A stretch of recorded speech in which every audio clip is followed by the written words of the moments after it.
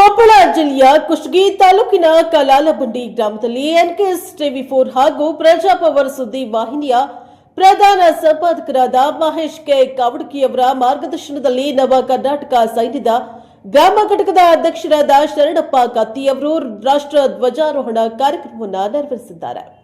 ಕಲಾಲಬಂಡಿಯಲ್ಲಿ ಸಾರ್ವಜನಿಕವಾಗಿ 77ನೇ ಗಣರಾಜ್ಯೋತ್ಸವದ ಆಚರಣೆ.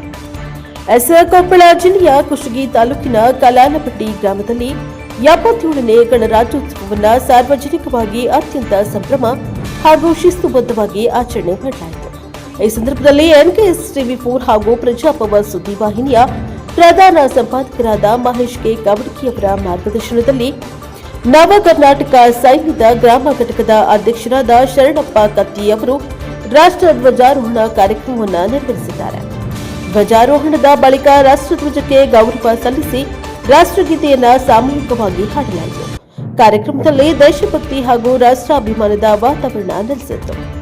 ಈ ಸಾರ್ವಜನಿಕ ಗಣರಾಜ್ಯೋತ್ಸವ ಕಾರ್ಯಕ್ರಮದಲ್ಲಿ ಗ್ರಾಮದ ನಾಗರಿಕರು, ಗ್ರಾಮ ಪಂಚಾಯಿತಿಯ ಸದಸ್ಯರು, ಸರ್ಕಾರಿ ಹಿರಿಯ ಪ್ರಾಥಮಿಕ ಶಾಲೆಯ ಮುಖ್ಯೋಪಾಧ್ಯಾಯರು, ಶಿಕ್ಷಕರು, ಶಿಕ್ಷಕಿಯರು ಹಾಗೂ ವಿದ್ಯಾರ್ಥಿಗಳು ಉತ್ಸಾಹದಿಂದ ಭಾಗವಹಿಸಿ ಕಾರ್ಯಕ್ರಮವನ್ನು ಯಶಸ್ವಿಗೊಳಿಸಿದ್ದಾರೆ.